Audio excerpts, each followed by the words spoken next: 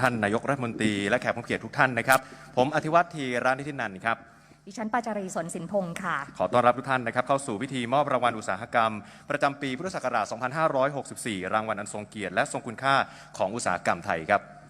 A very good afternoon, His Excellency Prime Minister of the Kingdom of Thailand, Minister of Industry, distinguished guests, member of the press. A very warm welcome to all of you to the Prime Minister Industry Award Ceremony 2021, Thailand prestigious award of the industrial sector.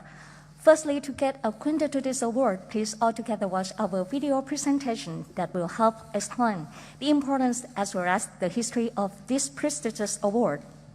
และในลำดับแรกนะครับเพื่อให้ทุกท่านได้รับรู้ถึงความสำคัญและความเป็นมารวมถึงรายละเอียดต่างๆของรางวัลอุตสาหกรรมรางวัลอันทรงเกียรติของอุตสาหกรรมไทยซึ่งทั้งหมดนะครับจะถูกบอกเล่าผ่านวิดีทัศน์ชุดนี้เชิญรับชมครับ